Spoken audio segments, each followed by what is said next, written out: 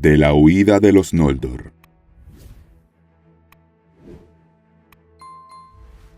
Al cabo de un tiempo, una gran concurrencia se reunió en el Anillo del Juicio, y los Valar se sentaron en la sombra, porque era de noche. Pero las estrellas de Barda brillaban en lo alto y el aire estaba claro, pues los vientos de Manwë habían barrido los vapores de muerte y habían devuelto las sombras al mar. Entonces Yavanna se incorporó y se irguió sobre Eselohar el montículo verde, pero ahora estaba desnudo y negro, y puso las manos sobre los árboles, pero estos estaban muertos y oscuros, y cada rama que tocaba se quebraba y caía marchita a sus pies. Entonces muchas voces se alzaron en lamentaciones, y les pareció a los que se apesumbraban que habían bebido hasta las heces la copa del dolor que Melkor había escanciado para ellos. Pero no era así.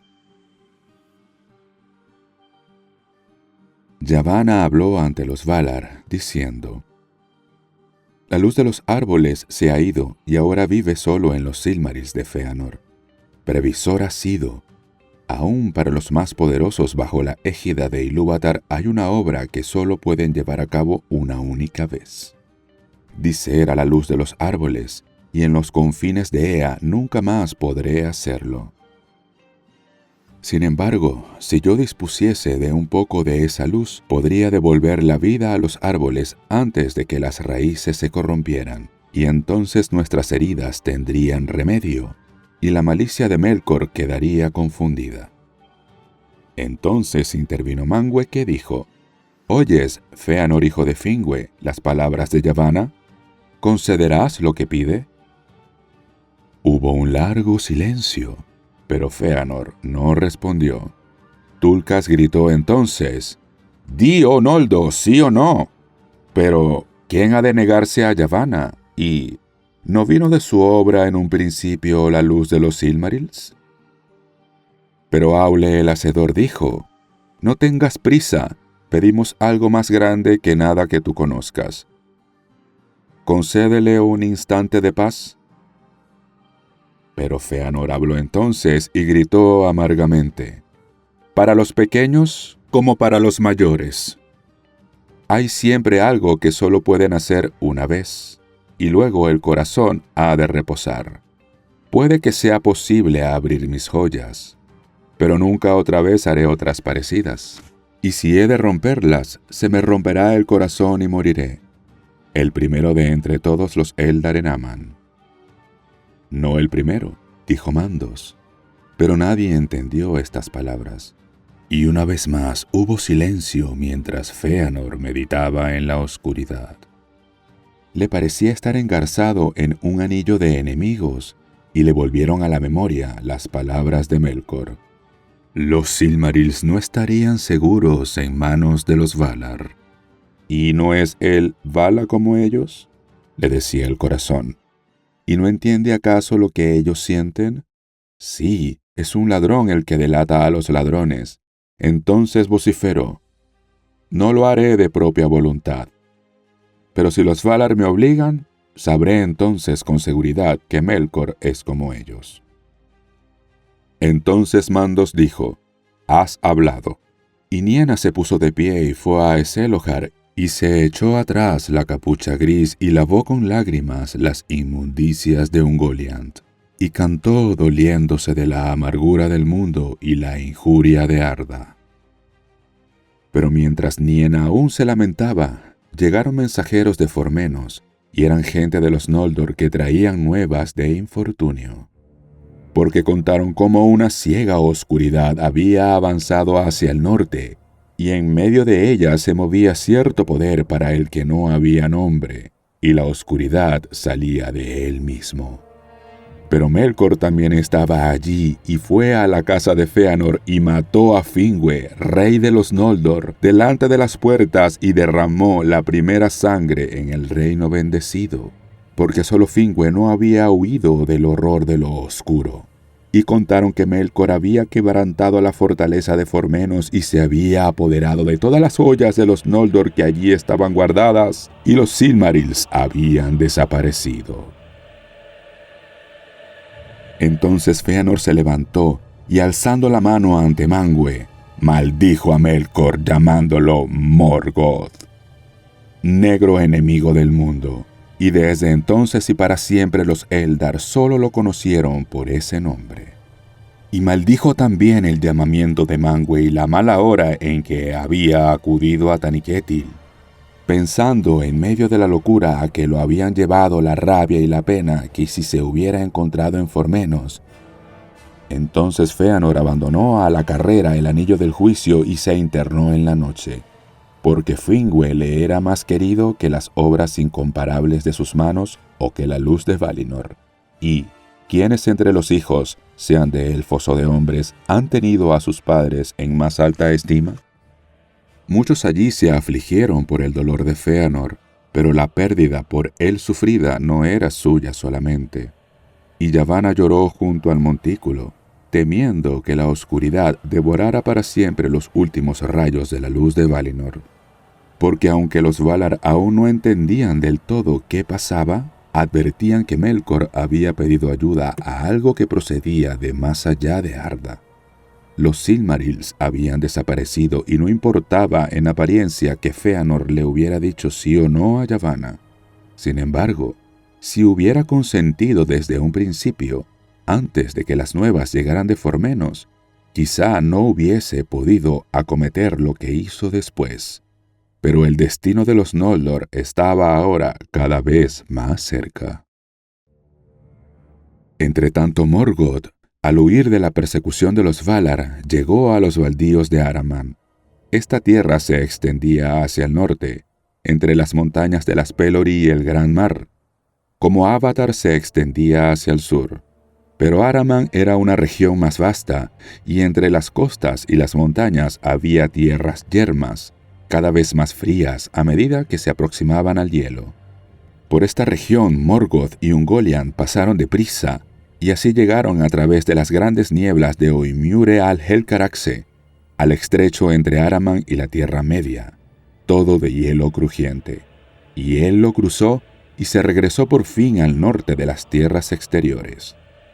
Juntos siguieron avanzando, porque Morgoth no podía eludir a Ungoliant, y la nube de Ungoliant todavía la envolvía y todos los ojos de ella estaban fijos en Morgoth.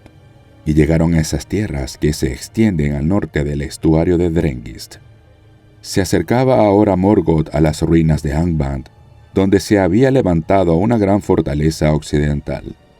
Y Ungoliant cayó en la cuenta de cuál era la esperanza de Morgoth, y supo allí que intentaría huir, y lo detuvo exigiéndole que cumpliera lo que había prometido. «Negro corazón», dijo, «he hecho lo que me pediste, pero todavía estoy hambrienta». «¿Qué más quieres?», dijo Morgoth. «¿Deseas meterte el mundo entero en la barriga? No prometí darte eso. Soy el Señor». «No pretendo tanto», dijo Ungoliant, «pero obtuviste un gran tesoro en Formenos. Eso quiero». «Sí, con ambas manos me lo darás». Entonces por fuerza se dio Morgoth las gemas que llevaba consigo, una por una y a regañadientes, y ella las devoró y la belleza de las piedras murió para el mundo.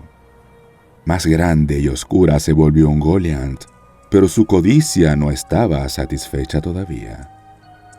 «Con una mano das», dijo, «solo con la izquierda. Abre la otra mano».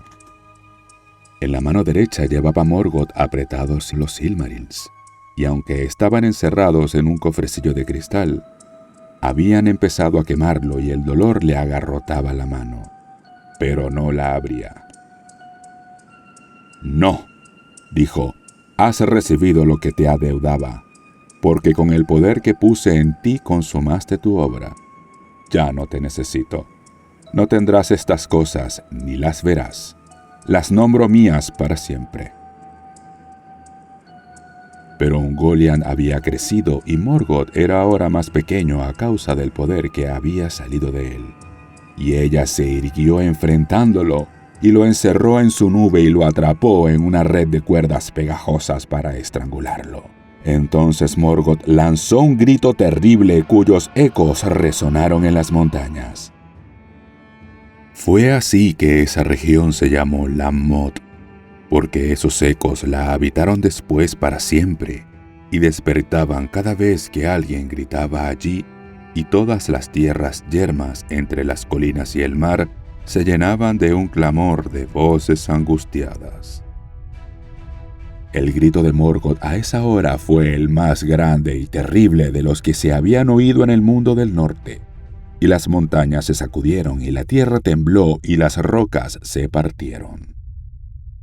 En abismos olvidados se oyó ese grito, muy por debajo de las estancias en ruinas de Angband, en cuevas que los Valar habían olvidado en la prisa del ataque. Los Balrogs, que aún acechaban esperando el regreso del Señor, se levantaron ahora con rapidez y precipitándose por Hiplun llegaron a Lammoth como una tempestad de fuego. Con látigos de llamas rompieron las telas de Ungoliant y ella se amedrentó y volvió eructando vapores negros para ocultarse y escapar. Huyendo del norte, descendió a Beleriand y vivió bajo Eret Gorgoroth, en el Valle Oscuro que se llamó después Nan Dungordef, el Valle de la Muerte Terrible, por causa del horror que ella crió en ese sitio. Porque otras inmundas criaturas arácnidas habían morado allí desde los días de la excavación de Angband, y Ungoliant se acopló con ellas y las devoró. Y aún después de que ella se fue, internándose en el olvidado sur del mundo, los vástagos continuaron allí y tejieron unas telas horribles. Ningún libro cuenta qué fue de Ungoliant. Sin embargo, han dicho algunos que el fin le llegó hace ya mucho tiempo, cuando, acuciada por el hambre, terminó por devorarse a sí misma. Y así, pues, lo que Yavanna temía, que Ungoliant devorara los Silmarils y éstos se desvanecieran en nada, no llegó a ocurrir, pero las piedras quedaron en poder de Morgoth. Y Morgoth, libre otra vez, reunió a todos los sirvientes que pudo encontrar y se encaminó a las ruinas de Angband. Allí cavó de nuevo unas vastas cavernas y mazmorras, y por encima de las puertas levantó las cumbres triples de Thangorodrim, y enroscó para siempre alrededor una espesa emanación de humo oscuro. Las huestes de bestias y demonios llegaron a ser allí innumerables, y la raza de los orcos, criada muchos años atrás, creció y se multiplicó en las entrañas de la tierra. Oscura era ahora la sombra sobre Beleriand, como se cuenta más tarde. Pero Morgoth forjó en Angband una gran corona de hierro y se llamó a sí mismo Rey del Mundo. Como señal de esto, engarzó en la corona los Silmarils. Las manos se le ennegrecieron quemadas por el contacto con esas joyas sagradas, y desde entonces fueron siempre negras. Nunca se alivió tampoco del dolor de la quemadura, ni de la ira del dolor. En ningún momento se quitaba la corona, aunque el peso lo abrumaba mortalmente. Solo una vez dejó en secreto los dominios del norte, y a decir verdad, en raras ocasiones abandonaba los lugares profundos de la fortaleza y mandaba a sus ejércitos desde el trono septentrional. Y también solo una vez esgrimió un arma mientras gobernó el reino. Porque ahora, más que en los días de Utumno, antes de que su orgullo fuera humillado, lo devoraba el odio y se consumía en la tarea de dominar a sus sirvientes e inculcarles el deseo del mal. No obstante, conservó largo tiempo la majestad de los Valar, aunque cambiaba en terror, y al encontrarse con él frente a frente, todos, excepto los más poderosos, se hundían en un oscuro precipicio de miedo. Ahora bien, cuando se supo que Morgoth había escapado de Valinor y que de nada servía perseguirlo, los Valar permanecieron largo tiempo sentados en la oscuridad, en el anillo del juicio, y los Maiar y los Vanyar lloraban de pie junto a ellos.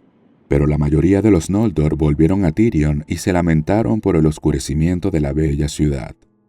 A través de la barranca oscura del Calasiria venían flotando unas nieblas desde los mares sombríos y cubrían las torres como mantos, y la lámpara de la Mindon ardía pálida en la lobreguez.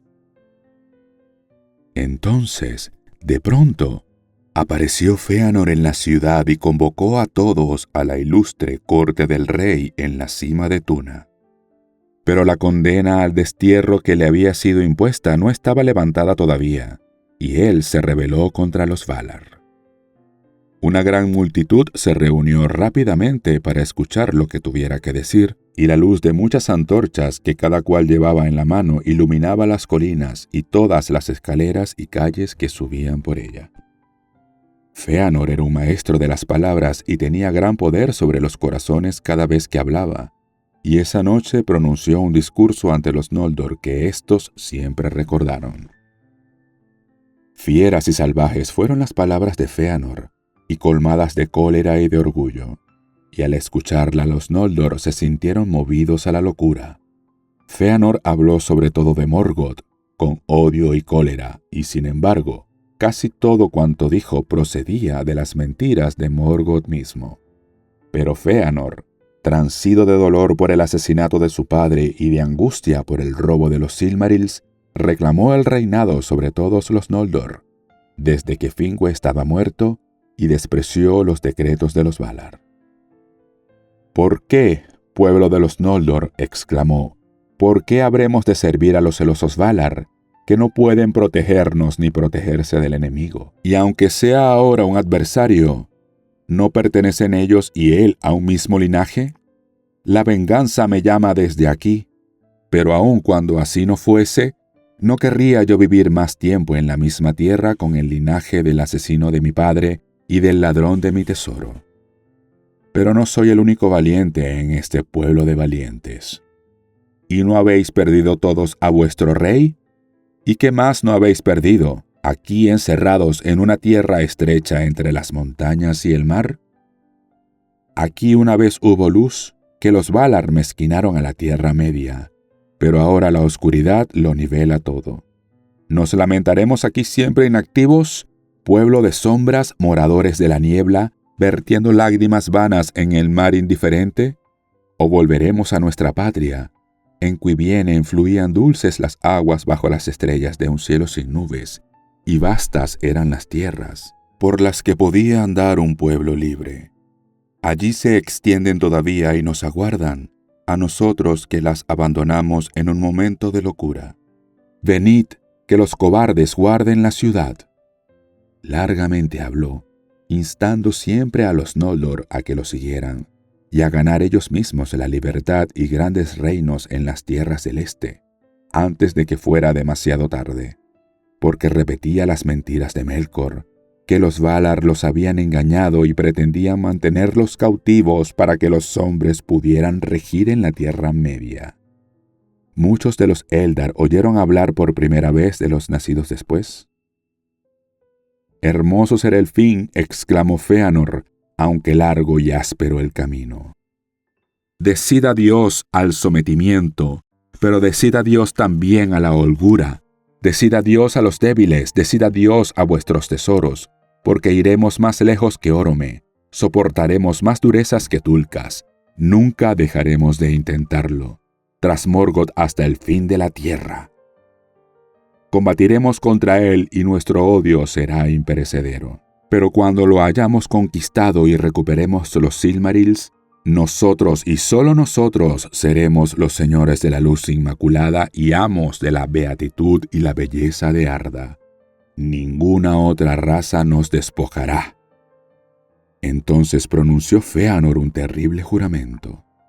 Los 7 hijos se acercaron a él de un salto y juntos hicieron el mismo voto, y rojas como la sangre brillaron las espadas al resplandor de las antorchas. Era un juramento que nadie puede quebrantar ni nadie ha de pronunciar, aún en nombre de Ilúvatar, y pidieron para ellos la oscuridad sempiterna si no lo cumplían. Y a Manwë nombraron como testigo, y a Barda, y a la montaña sagrada de Taniquetil, prometiendo perseguir con odio y venganza hasta el fin del mundo a Vala, demonio, elfo u hombre aún no nacidos, o a cualquier otra criatura, grande o pequeña, buena o mala, a la que el tiempo diese origen desde ahora hasta la consumación de los días, que guardara, tomara o arrebatara uno de los Silmarils de Fëanor. Así hablaron Maedhros y Maglor y Celegorm, Curufin y Caranthir, Amros y Amras, príncipes de los Noldor. Y muchos se descorazonaron al oír las terribles palabras. Porque así dicho, un juramento, malo o bueno, no puede quebrantarse, y perseguirá tanto al que lo cumple como al que lo quebranta hasta el fin del mundo. Fingolfin y su hijo Turgon hablaron por tanto en contra de Fëanor, y despertaron palabras fieras, de modo que una vez más la ira estuvo cerca del filo de las espadas. Pero Finarfin habló dulcemente, como le era habitual, e intentó apaciguar a los Noldor, pidiéndoles que se detuvieran y meditaran antes que se hiciera algo que no pudiera deshacerse. Y Orodred, solo entre sus hijos, habló de igual manera.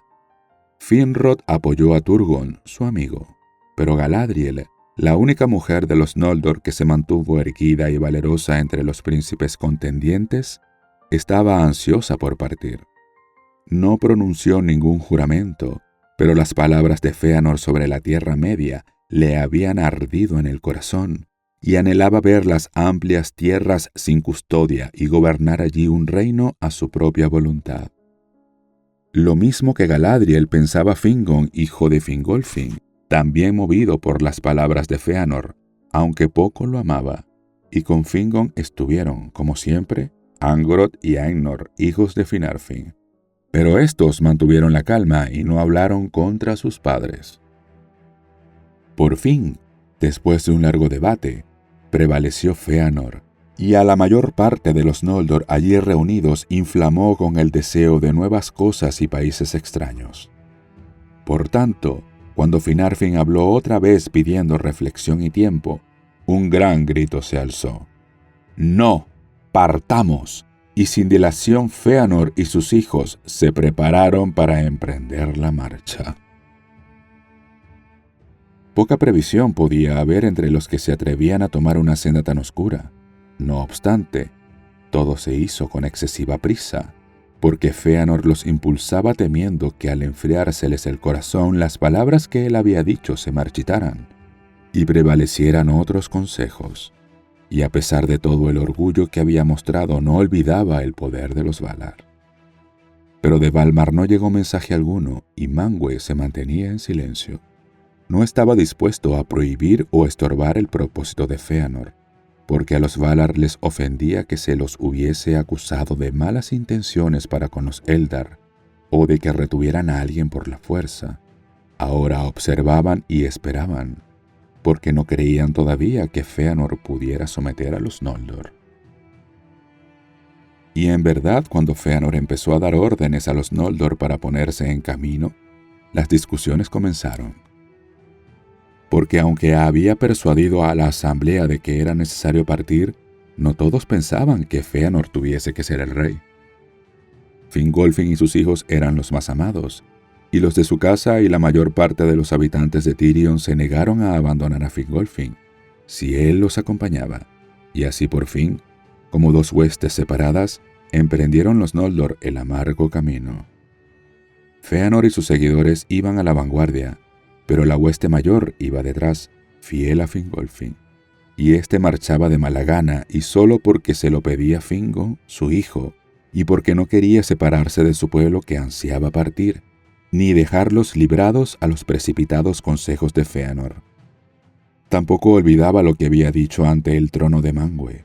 Con Fingolfin también iba Finarfin, y por razones parecidas, pero era él a quien más le repugnaba partir. Y de todos los Noldor de Valinor, ahora ya un gran pueblo, solo una 10ª parte rehusó ponerse en camino. Algunos por el amor que tenían a los Valar, y de todos ellos no era Aule el menos amado. Otros por el amor de Tirion y las muchas cosas que allí habían hecho, ninguno por temor a los peligros del camino. Pero mientras resonaba la trompeta y salía Fëanor por las puertas de Tirion, llegó por fin un mensajero de Manwë diciendo: «A la locura de Fëanor se opone solo mi consejo. No partáis, porque es mala hora, y vuestro camino os conduce a una pesadumbre que no prevéis. Ninguna ayuda os prestarán los Valar en esta empresa, pero tampoco os la entorpecerán. Porque esto os digo: como vinisteis aquí libremente, libremente partiréis. Pero tú, Fëanor, hijo de Finwë, por tu juramento estás exiliado. Aprenderás en la amargura que Melkor ha mentido.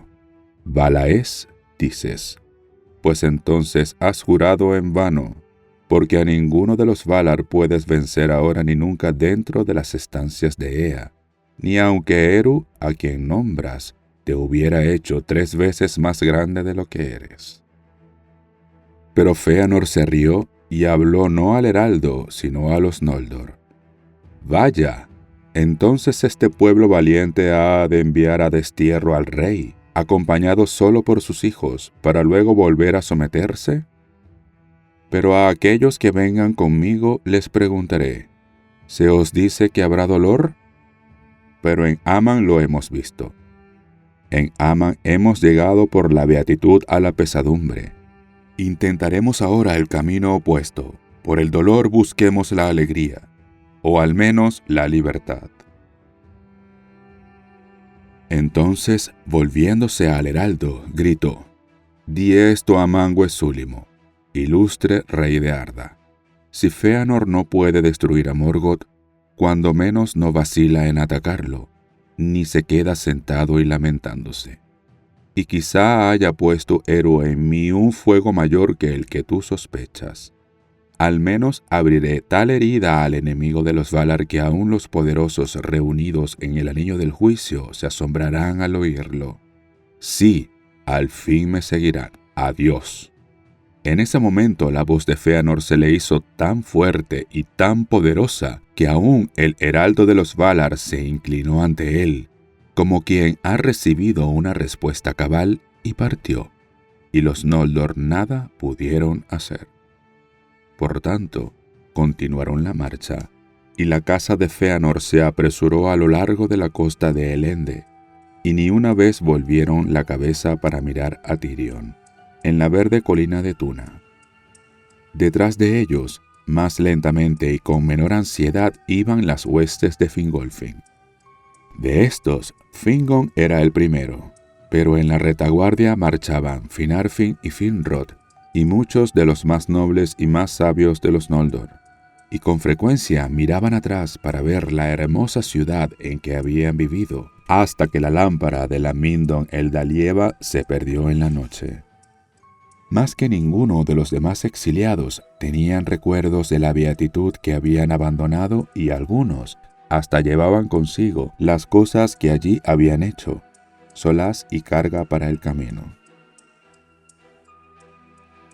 Conducía ahora Fëanor a los Noldor hacia el norte, pues ante todo quería seguir a Morgoth. Además, Tuna bajo Taniquetil estaba cerca de la cintura de Arda, y allí el gran mar era de una anchura inconmensurable, mientras que al norte los mares divisorios se hacían más estrechos a medida que se aproximaban a la tierra yerma de Araman y las costas de la Tierra Media. Pero al irse enfriando la mente de Fëanor y cobrando tino, entendió demasiado tarde que esas grandes huestes nunca sobrepasarían las largas leguas hacia el norte, ni cruzarían los mares, excepto con la ayuda de una flota, pero exigiría largo tiempo y esfuerzo construir tantas embarcaciones, aun cuando alguno de los Noldor tuviera habilidad para este arte. Por tanto, resolvió persuadir a los Teleri, siempre amigos de los Noldor, de que se les unieran, e inflamado por su propia rebeldía pensó que de ese modo la beatitud de Valinor disminuiría todavía más, y él podría hacerle la guerra a Morgoth con mayor fuerza. Se encaminó pues deprisa al Cualonde y les habló a los Teleri como había hablado antes en Tirion. Pero de cuanto pudo decir, nada movió a los Teleri. Estaban en verdad apenados por la partida de parientes y viejos amigos, y parecían más dispuestos a disuadirlos que a prestarles ayuda. Y no quisieron prestar ningún barco, ni ayudar a construirlo contra la voluntad de los Valar. En cuanto a ellos, no deseaban otra patria que las playas de Eldamar y ningún otro señor que Olwe, príncipe de Alqualondë, y él nunca había prestado oídos a Morgoth, ni lo había recibido de buen grado en su tierra, y confiaba todavía en que Ulmo y los grandes otros entre los Valar pondrían remedio a las heridas abiertas por Morgoth, y que la noche pasaría, y que luego habría un nuevo amanecer. Entonces Fëanor se encolerizó, porque aún temía retrasarse, y le dijo airado a Olwe: «Renunciáis a los amigos en la hora de necesidad. Sin embargo, aceptasteis agradecidos nuestra ayuda cuando llegasteis los últimos a estas costas, perezosos de corazón flaco, casi con las manos vacías. Todavía viviríais en chozas sobre la playa si los Noldor no hubieran cavado vuestro puerto y trabajado en vuestros muros». Pero Olwe respondió: «De ningún modo renunciamos a los amigos, pero solo un amigo ha de censurar la locura del amigo. Y cuando los Noldor nos dieron la bienvenida y nos prestaron ayuda, hablaste de modo bien distinto. Íbamos a vivir para siempre en la tierra de Aman, como hermanos en casas contiguas. Pero en cuanto a nuestros blancos navíos, no proceden de vosotros.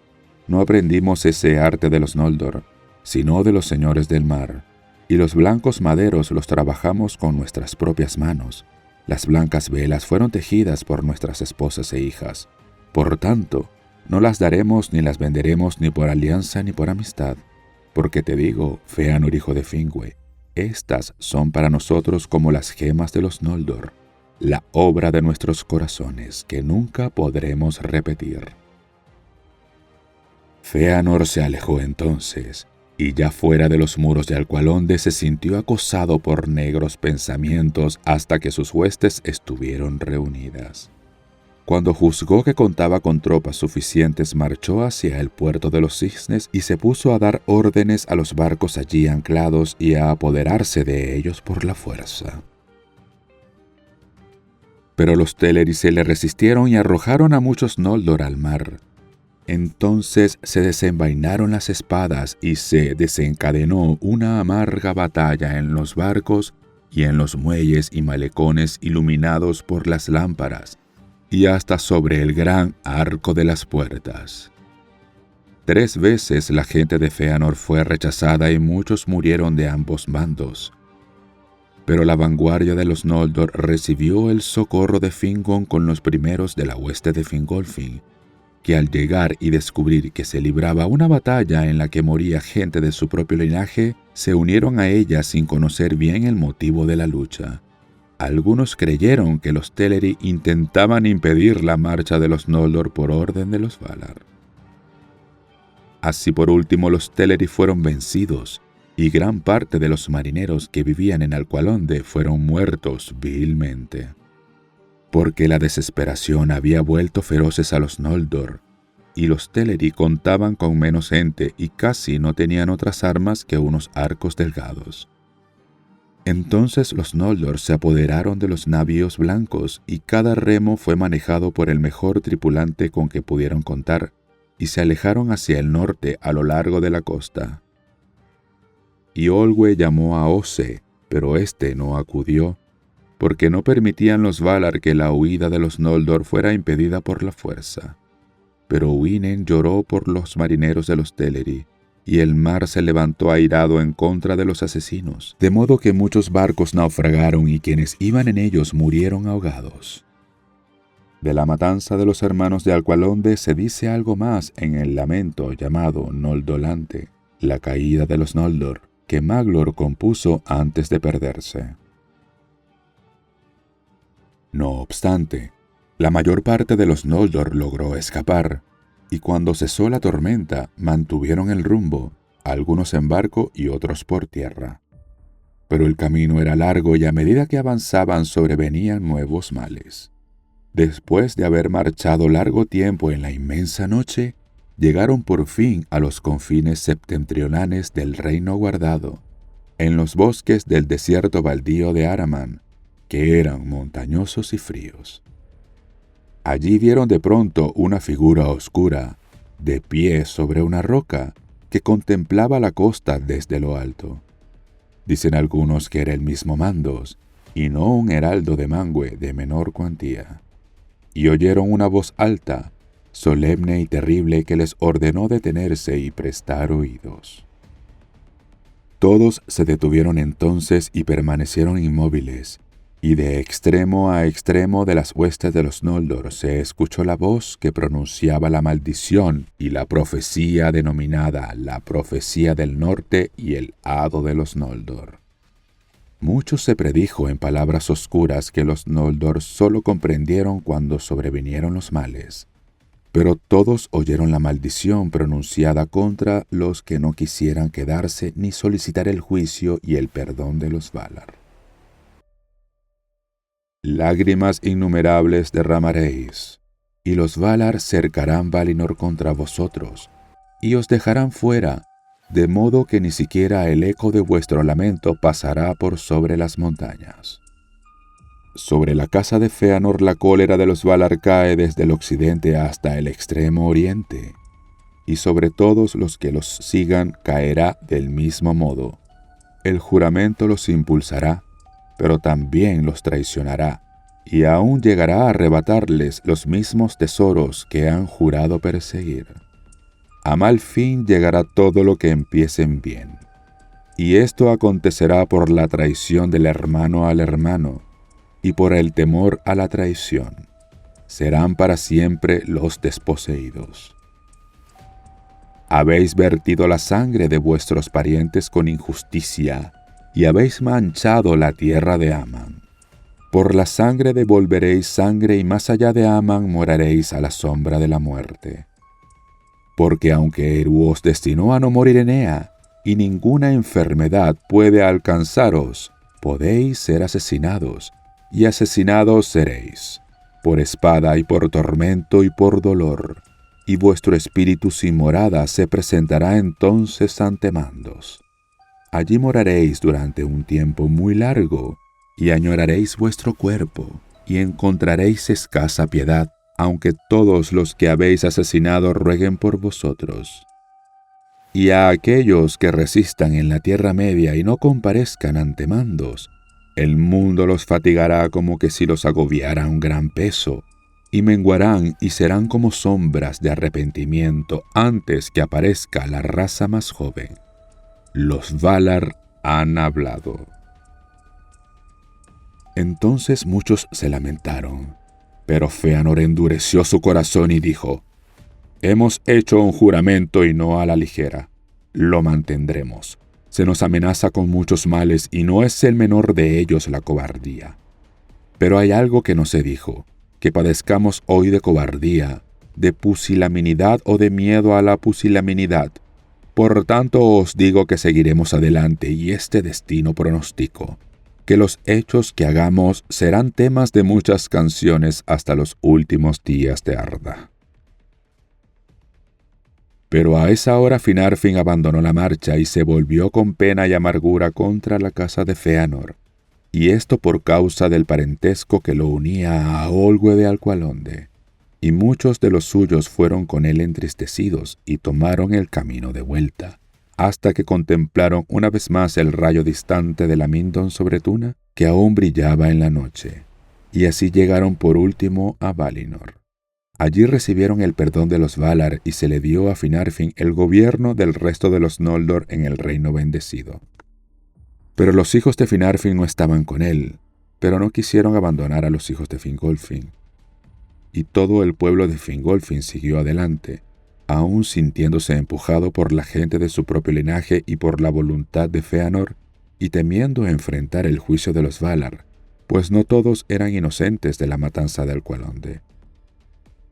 Además, Fingon y Turgon eran audaces y de fiero corazón, y detestaban abandonar cualquier tarea iniciada por ellos mismos antes del amargo final, si amargo había de ser. de modo que la mayor parte de la hueste siguió adelante, y pronto el mal que había sido predicho empezó a operar.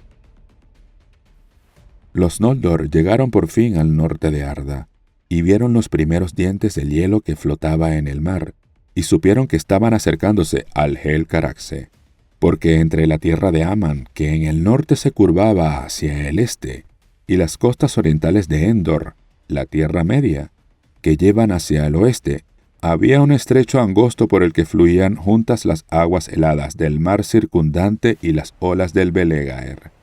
Y habían vastas nieblas y vapores de frío mortal, y en las corrientes marinas navegaban colinas estruendosas de hielo, y el hielo crujía bajo el agua.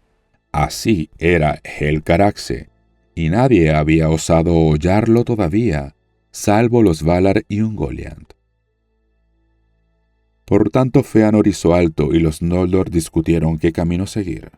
Pero el frío y la niebla viscosa que el fulgor de las estrellas no podía horadar, empezaron muy pronto a atormentarlos, y muchos lamentaron haber tomado ese camino, y empezaron a murmurar, especialmente los que seguían a Fingolfin, maldiciendo a Fëanor y acusándolo de ser la causa de todos los males de los Eldar. Pero Fëanor, enterado de todo lo que se decía, se reunió en consejo con sus hijos, y les pareció que sólo 2 caminos podían llevarlos lejos de Araman y llegar así a Endor, por los estrechos o por barco. Pero al Helcaraxe lo consideraron infranqueable, y los barcos no eran suficientes. Muchos se habían perdido en el largo camino, y no quedaban ahora bastantes como para transportar a la numerosa hueste. Pero nadie estaba dispuesto a quedarse en la costa occidental mientras otros eran llevados primero. Ya el miedo de la traición había despertado entre los Noldor. Por tanto, Fëanor y sus hijos tomaron la decisión de apoderarse de todos los barcos y de partir sin demora, porque habían retenido el dominio de la flota desde la batalla del puerto, y estaba tripulada solo por aquellos que habían luchado en ella, y que estaban sometidos a Fëanor. Y como si hubiera acudido a una llamada, un viento sopló del noreste, y Fëanor se deslizó en secreto con todos los que consideraba fieles, y se embarcó con ellos y se hizo a la mar, dejando a Fingolfin en Araman. Y como el mar allí era estrecho, navegando hacia el este y algo hacia el sur, avanzó sin pausa, y fue el primero entre los Noldor en poner pie una vez más en las costas de la Tierra Media. Y el desembarco de Fëanor ocurrió en la desembocadura del estuario llamado Drengist, que se adelantaba hacia Dor Lomin. Pero cuando hubieron desembarcado, Maedhros, el mayor de los hijos de Fëanor, y en un tiempo amigo de Fingon antes de que se interpusieran entre ellos las mentiras de Morgoth, le habló a Fëanor diciendo: «Ahora, ¿de qué barcos y remeros dispondrás para la vuelta? ¿Y a quién traerán de allí primero? ¿A Fingon el valiente?» Entonces Fëanor rió con malignidad y replicó gritando: «Ningún barco y ningún remero. Lo que he dejado atrás no lo considero una pérdida. Ha sido una carga innecesaria en el camino. Que quienes han maldecido mi nombre lo maldigan aún, y que sus pláñidos les abran el camino de vuelta a las jaulas de los Valar. Que se quemen las naves». Entonces Maedhros se apartó, pero Fëanor hizo que se prendiera fuego a las blancas naves de los Teleri. Así pues, en ese lugar que se llamó Losgard, en la desembocadura del estuario de Drengis, acabaron los navíos más hermosos que nunca hayan surcado el mar, en una gran hoguera, fulgurante y terrible. Y Fingolfin y su pueblo vieron la luz del incendio desde lejos, roja bajo las nubes, y supieron que habían sido traicionados. Estos fueron los primeros frutos de la matanza de Alqualondë y del hado de los Noldor. Entonces Fingolfin, al ver que Fëanor lo abandonaba, para que pereciese en Araman o regresara avergonzado a Valinor, se llenó de amargura. Pero ahora deseaba como nunca llegar de algún modo a la Tierra Media y volver a encontrarse con Fëanor. Y él y sus huestes erraron afligidos mucho tiempo, pero sintiendo que el valor y la resistencia se le acrecentaban con las penurias, porque eran un pueblo poderoso, los primeros hijos inmortales de Eru y Ilúvatar, aunque recién llegados del reino bendecido y no sujetos todavía a las fatigas de la tierra. El fuego de la juventud ardía en ellos, y conducidos por Fingolfin y sus hijos, y por Finrod y Galadriel, se atrevieron a penetrar en lo más crudo del norte, y al no hallar otro camino enfrentaron por fin el terror del Helcaraxe y las crueles montañas de hielo. Pocas de las hazañas con que posterioridad llevaron a cabo los Noldor superaron en penuria o dolor a esa desesperada travesía.